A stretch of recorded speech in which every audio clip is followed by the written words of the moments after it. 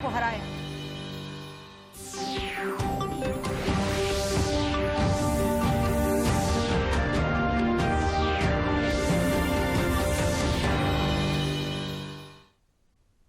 नमस्कार, खबरें झारखंड में आपका स्वागत है। मैं हूं अशीता आनंद। समाचारों में आगे बढ़ने से पहले ये संदेश। भारत कोविड टीकाकरण अभियान के अंतर्गत 100 करोड़ टीके लगाने का लक्ष्य हासिल कर चुका है। इस महत्वपूर्ण कार्य में योगदान करने वाले चिकित्सकों, नर्सों और अन्य स्वास्थ्य कर्मियों का दूरदर्शन अभिनंदन करता है।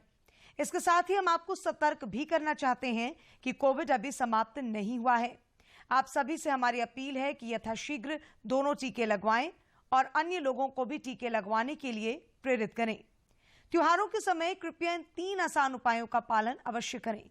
मास्क लगाएं, 2 गज की सुरक्षित दूरी बनाए रखें और बार बार हाथ धोएं, चेहरा साफ रखें। कोविड से संबंधित जानकारी और मार्गदर्शन के लिए राष्ट्रीय हेल्पलाइन काम कर रही हैं। इनके नंबर हैं 011-2397-8046 और 1075। इसके अलावा राज्य हेल्पलाइन नंबर 104 डायल कर समस्या का त्वरित समाधान लिया जा सकता है। अब समाचार विस्तार से।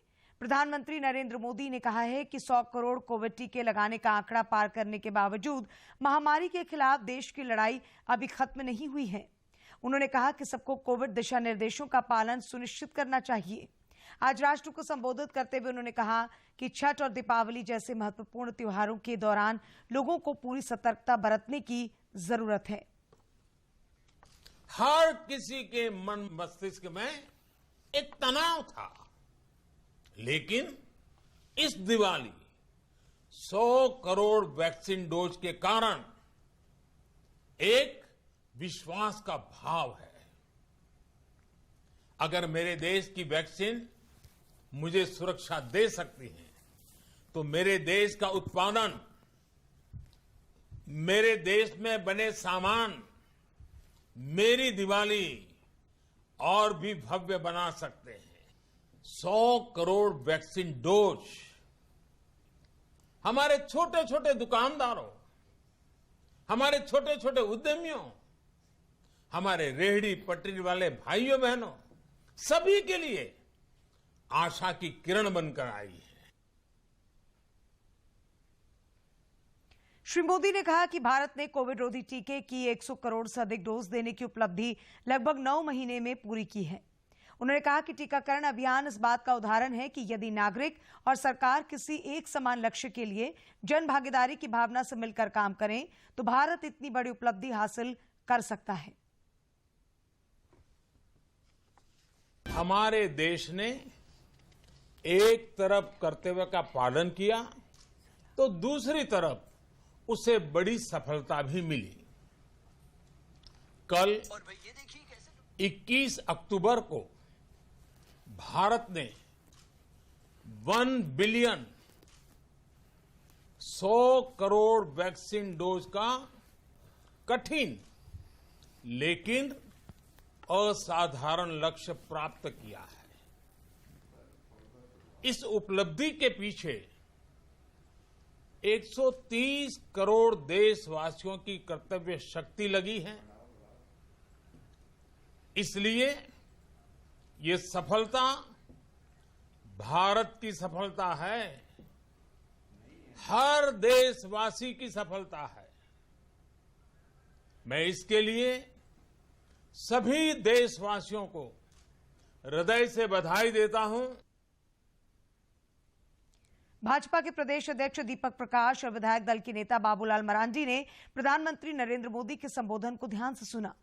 उन्होंने कहा कि देश के यशस्वी प्रधानमंत्री नरेंद्र मोदी ने 100 करोड़ लोगों को कोरोना रोधी टीका लगाकर देशवासियों को सुरक्षा कवच प्रदान किया है।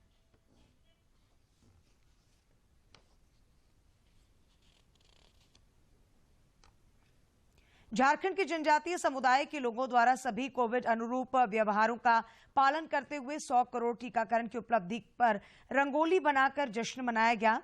जनजातीय मामलों के केंद्रीय मंत्री अर्जुन मुंडा ने सोशल मीडिया पर तस्वीर साझा करते हुए कहा कि देश के लिए यह गौरव की बात है।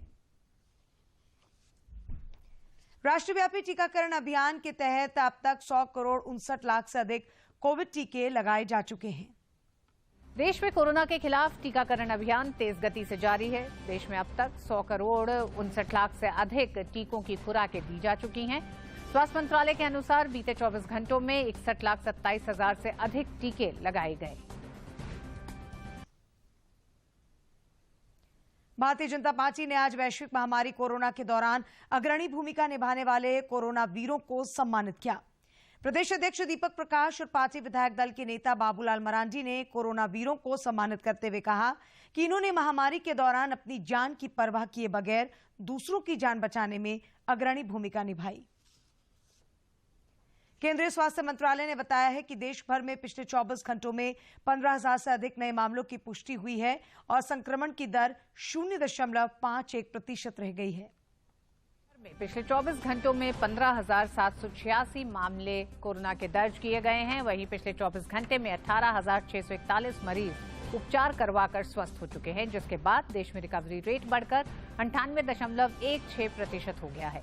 सक्रिय मामलों की कुल संख्या 1,75,745 हो गई है। वहीं साप्ताहिक पॉजिटिविटी रेट वर्तमान में 1.31% दर्ज किया गया। दैनिक पॉजिटिविटी रेट 1.19% हो गया है। झारखंड में कोविड के 150 मामले सक्रिय हैं।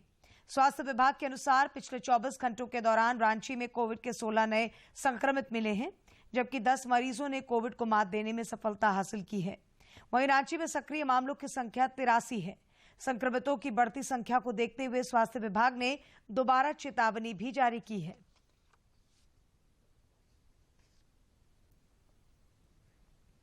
भाजपा अनुसूचित जनजाति मोर्चा के राष्ट्रीय अध्यक्ष और राज्यसभा सांसद समीर उरांव ने कहा है कि केंद्र सरकार जनजातीय समाज के उत्थान के लिए प्रतिबद्ध है। श्री उरांव आज राजधानी रांची में पत्रकारों से बातचीत कर रहे थे। इस मौके पर उन्होंने कहा कि प्रधानमंत्री की वन नेशन वन राशन की नीति से देश में समानता हो, इसका विशेष ख्याल रखा गया है। श्री उरांव ने कहा कि राजधानी रांची में कल से मोर्चा का 2 दिवसीय राष्ट्रीय कार्य समिति की बैठक शुरू हो रही है। बैठक में जनजातीय समाज से जुड़े विभिन्न विषयों पर चर्चा होगी। टीकाकरण के 100 करोड़ का लक्ष्य पूरा होने पर उन्होंने प्रधानमंत्री को बधाई दी। उसमें 100 करोड़ से भी अधिक ये वैक्सीनेशन हो गया है। ये बहुत बड़ा अचीवमेंट है और हमारे जनजातीय गांव में भी ये संपूर्ण रूप से वैक्सीनेशन हो, ऐसे विषयों पर भी हम चर्चा करते हुए इन सारी चीजों को कैसे गांव तक पहुंचाएंगे, इस प्रकार से हमारे सत्र में यह चर्चा करने का विषय है।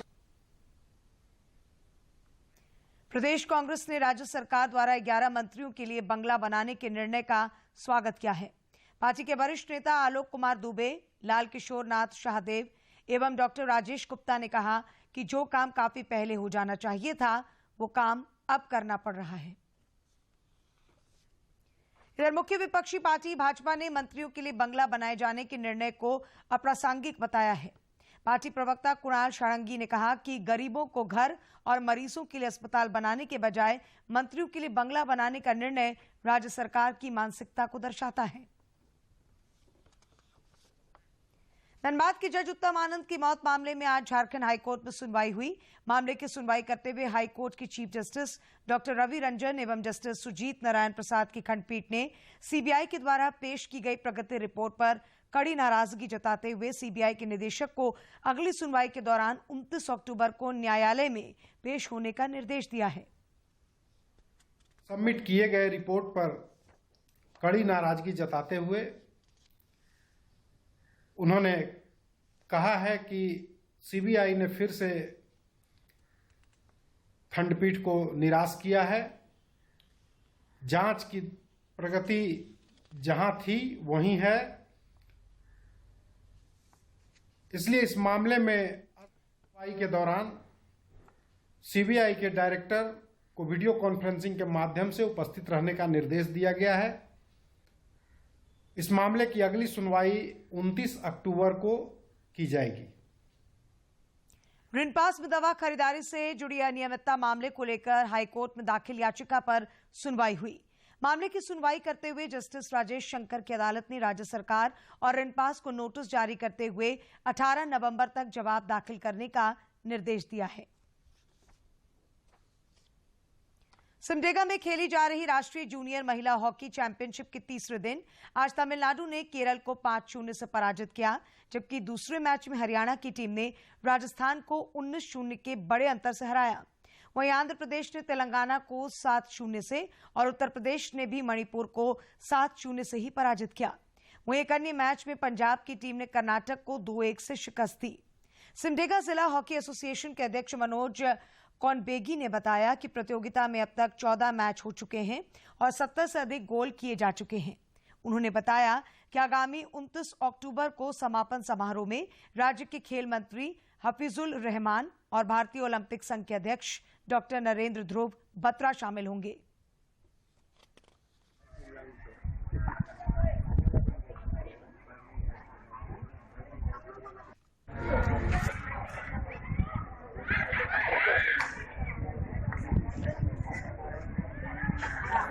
ग्यारहवीं हॉकी इंडिया राष्ट्रीय प्रतियोगिता का आज तीसरा दिन है और अभी तक कुल 14 मैच खेले जा चुके हैं, जिसमें 70 से अधिक गोल हो चुके हैं और इसका समापन 29 अक्टूबर को किया जाएगा।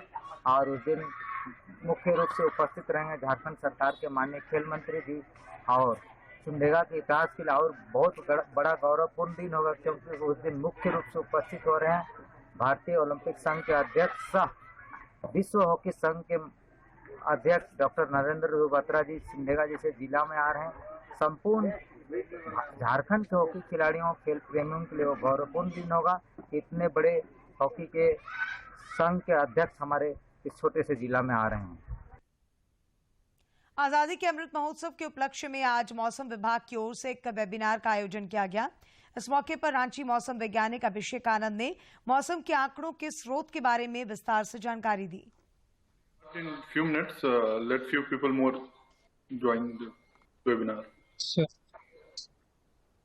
तो ये दोनों रडार और सैटेलाइट है ना, ये non contact type 1.25 to 1.5 metre के आसपास में।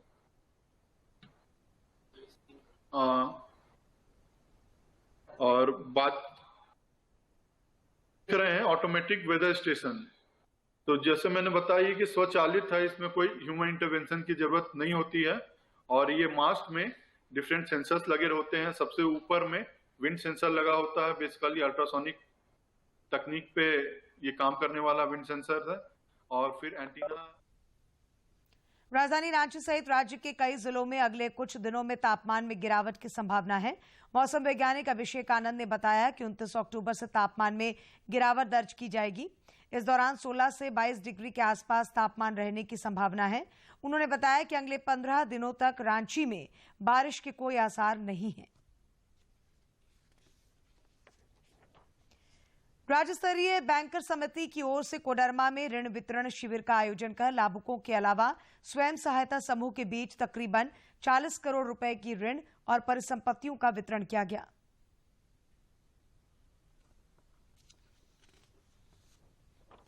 लाए हैं त्योहार आपके द्वार कार्यक्रम के तहत राज्य स्तरीय बैंकर्स समिति की ओर से कोडरमा में आउटरीच अभियान के तहत ऋण वितरण शिविर का आयोजन किया गया।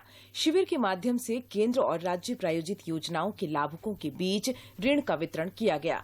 जो थोड़ा सा धक्का पहुंचा है भारतीय इकोनॉमी को, चूंकि एक वजह कोरोना के 2 कांग रहे हैं, तो उसको एक तीव्र गति देने के लिए ताकि ग्राहक जो है उनको ये आश्वासन मिले। कोरोना काल के बाद पहली बार इतने बड़े पैमाने पर ऋण वितरण शिविर का आयोजन किया गया। कार्यक्रम में बतौर मुख्य अतिथि विधायक डॉक्टर नीरा यादव और उपायुक्त आदित्य रंजन मौजूद थे। विधायक नीरा यादव ने कहा कि सभी को सरकारी नौकरी संभव नहीं है, ऐसे में स्वरोजगार को बढ़ावा देने के लिए इस तरह का आयोजन सराहनीय है। कोई भी हम लोग जितना भी काम कर ले, सभी को रोजगार देना संभव नहीं हो पाता है, इसलिए लोगों को स्वरोजगार से जोड़ना बहुत जरूरी है।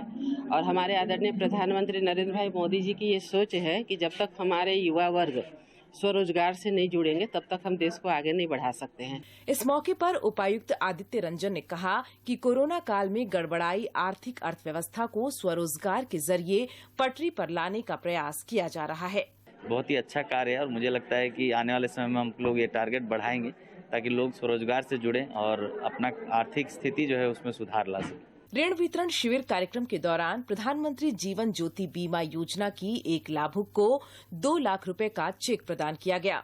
लाभुक दशरथ ठाकुर ने कहा कि उनकी पत्नी का बैंक खाता खोलने के समय 330 रुपए का प्रीमियम लिया गया था, लेकिन उन्हें इस बात का एहसास नहीं था यह बीमा योजना इतना कारगर साबित होगा।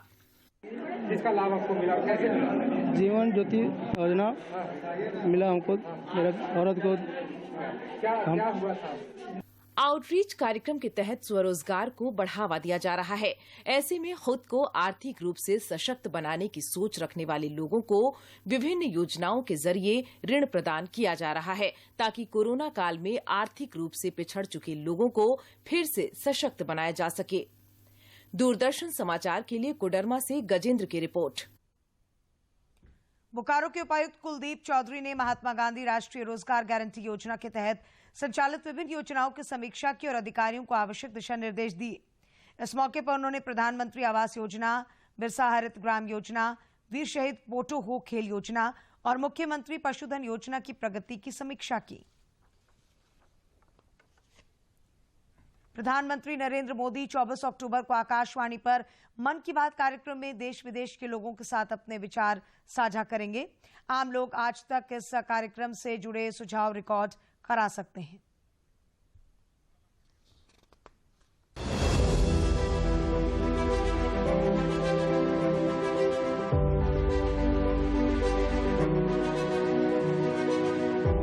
मन की बात। माननीय प्रधानमंत्री श्री नरेंद्र मोदी भारत की जनता से साझा करेंगे अपने मन की बात रविवार 24 अक्टूबर सुबह 11 बजे। माननीय प्रधानमंत्री के प्रसारण के तुरंत बाद मन की बात का प्रादेशिक भाषाओं में अनुवाद आकाशवाणी और दूरदर्शन के संबद्ध प्रादेशिक केंद्रों से किया जाएगा। मन की बात के प्रादेशिक भाषाओं में अनुवाद का पुनः प्रसारण रात 8 बजे आकाशवाणी और दूरदर्शन के सभी प्रादेशिक केंद्रों से किया जाएगा। तो याद रखें, रविवार 24 अक्टूबर सुबह 11 बजे मन की बात। पूर्वी सिंहभूम जिले के सिद्धगोड़ा स्थित बाबूडी घाट पर स्नान के दौरान 2 छात्रों की आज डूबने से मौत हो गई। घटना के बाद मौके पर सिद्धगोड़ा पुलिस भी पहुंची और गोताखोरों की मदद से शव की तलाश की।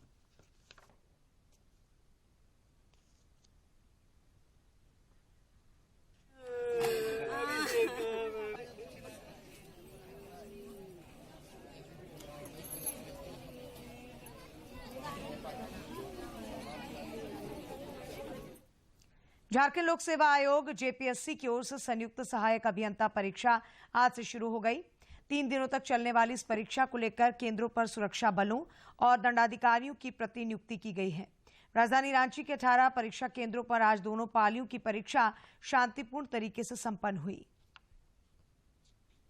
पूर्वी सिंहभूम जिला मुख्यालय से 50 किलोमीटर दूर पोटका प्रखंड का टांगराइन उत्क्रमित मध्य विद्यालय आजकल एक शिक्षक की बदौलत गुणवत्तापूर्ण शिक्षा के वास्ते सुर्खियां बटोर रहा है। आइए इस रिपोर्ट से जानते हैं स्कूल की खासियत।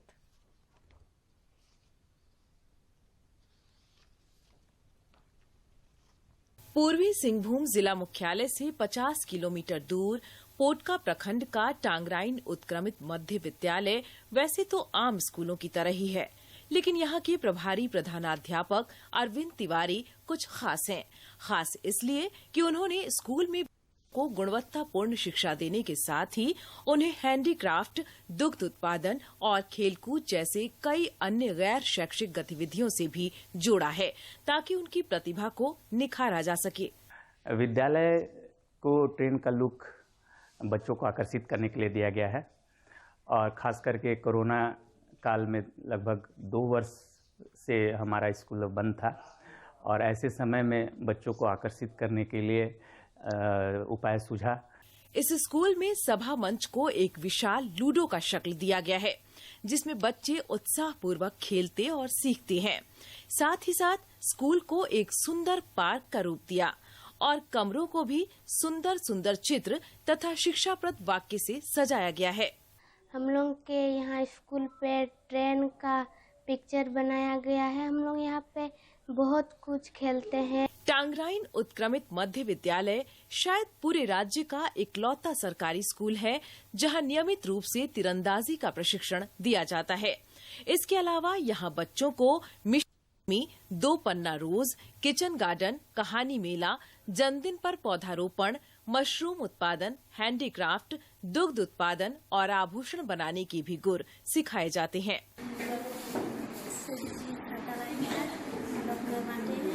कोरोना काल के बाद जहां कई बड़े बड़े स्कूल बच्चों की कमी का रोना रो रहे हैं, वहीं इस स्कूल में इस बार 75 बच्चों ने दाखिला लिया है। झारखंड उड़ीसा की सीमा पर स्थित इस स्कूल में कोरोना के बाद कई ऐसे बच्चे भी आए जो निजी स्कूल में पढ़ते थे।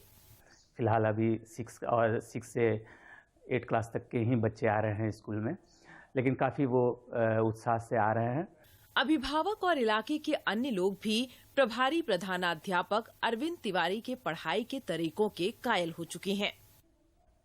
इस विद्यालय में जब से हमारे प्रधानाध्यापक अरविंद कुमार तिवारी जी का योगदान हुआ है, तब से इस विद्यालय का मोड़ अलग हो गया है।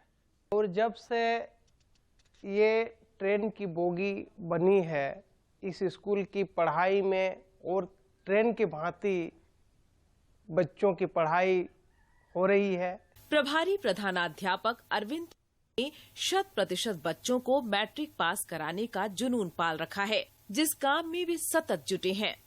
कोरोना के दौरान जब बच्चे स्कूल नहीं आ रहे थे, तब भी वे गांव-गांव घूमकर बच्चों को उनके घर घर जाकर पढ़ा रहे थे।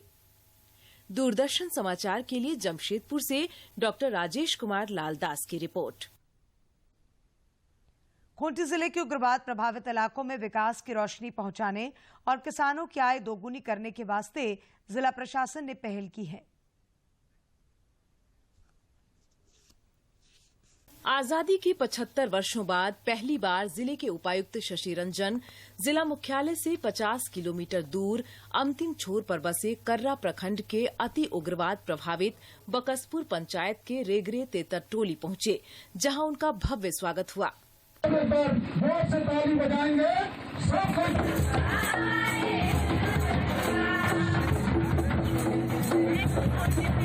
उपायुक्त ने बकसपुर के रेगरे तेतर टोली में स्वयं खेत में उतरकर कृषकों के संग लेमन ग्रास के पौधे लगाकर उत्साहवर्धन किया तथा किसानों को हर संभव सहयोग का भरोसा दिलाया।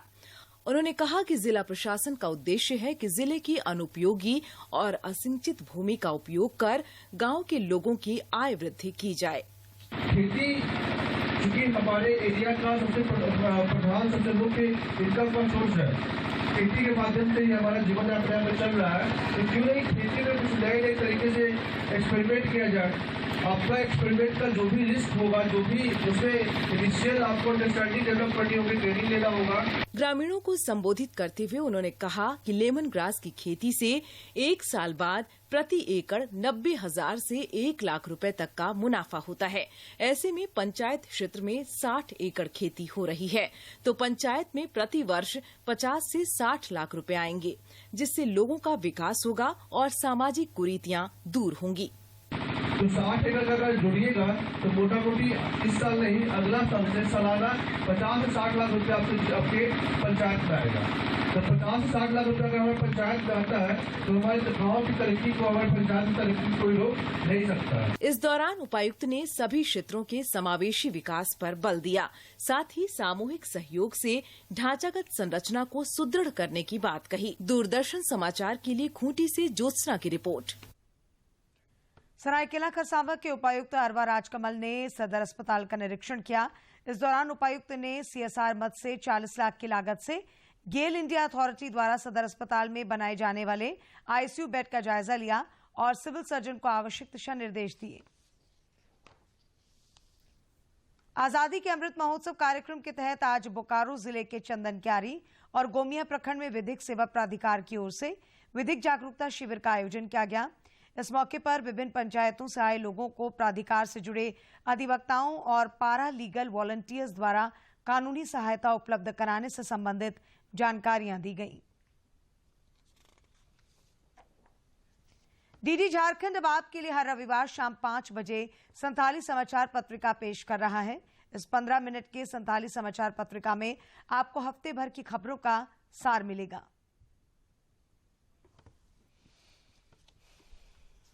निज भाषा उन्नति है, सब उन्नति को मूल, बिन निज भाषा ज्ञान के मिटन नहीं। जोहार खबर झारखंड रे आपेया आतंक दराम। अब आपके लोकप्रिय चैनल डीडी झारखंड पर हर रविवार शाम 5 बजे से देखिए संथाली भाषा का साप्ताहिक समाचार खबर संथाली, जिसमें आपको अपनी भाषा में समसामयिक गतिविधियों और कला संस्कृति से जुड़ी खबरों की बहुरंगी छटा देखने को मिलेगी। डीडी झारखंड के इस नई शुरुआत का आप भी हिस्सा बने और निज भाषा में समाचार देखें। तो याद रखिए, दिन रविवार, समय शाम 5 बजे। दूरदर्शन झारखंड पर पल पल की खबरों से जुड़े रहने के लिए आप हमारे social media platform Twitter, Facebook और यूट्यूब से जुड़ सकते हैं, क्योंकि खबरों से जितना बाखबर रहना जरूरी है, उससे ज्यादा जरूरी है सटीक, संतुलित और निष्पक्ष समाचार। हमारा ट्विटर हैंडल और फेसबुक पेज है डीडी न्यूज झारखंड। आप हमें YouTube channel Jharkhand DD news पर भी देख और सुन सकते हैं।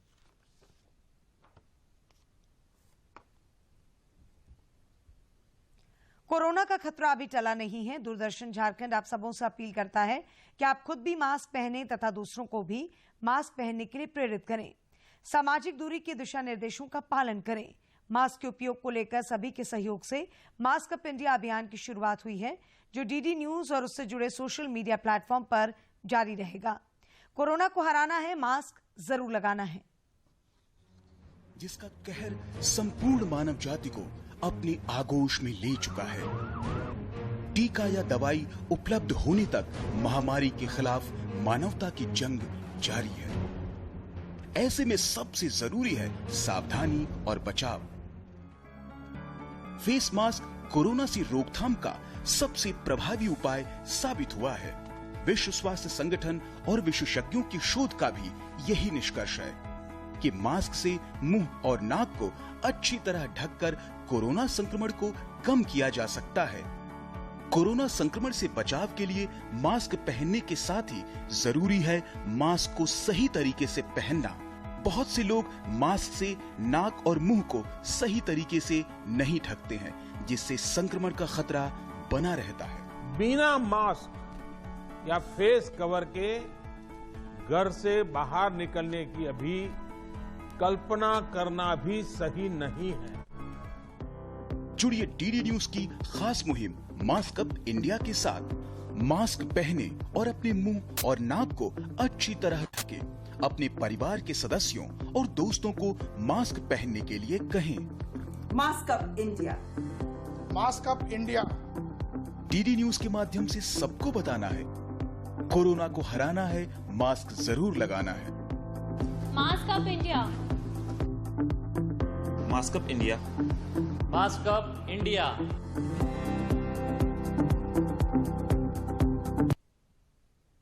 और अंत में मुख्य समाचार एक बार फिर। प्रधानमंत्री नरेंद्र मोदी ने देशवासियों को किया संबोधित, कहा दीपावली और छठ जैसे महत्वपूर्ण पर्व के अवसर पर विशेष सतर्कता बरतने की जरूरत। भाजपा एसटी मोर्चा के राष्ट्रीय अध्यक्ष समीर उरांव ने कहा, केंद्र सरकार जनजाति समाज के उत्थान के लिए प्रतिबद्ध। मोर्चा की राष्ट्रीय कार्य समिति की बैठक कल से रांची में शुरू। धनबाद के जज उत्तम आनंद के हत्या मामले में हाईकोर्ट ने सीबीआई को लगाई फटकार। अगली सुनवाई में निदेशक को हाजिर होने का दिया आदेश।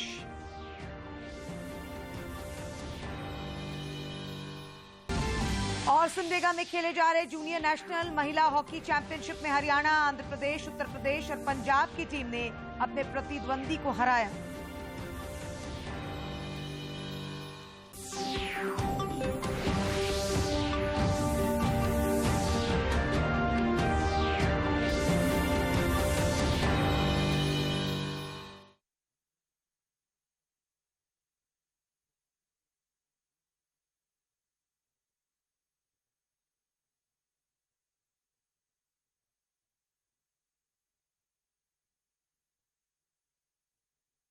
लिखा है इसमें कुछ खास छिपा है, इसमें मर्यादा है, कोई वादा है, विश्वास रखा है इसमें।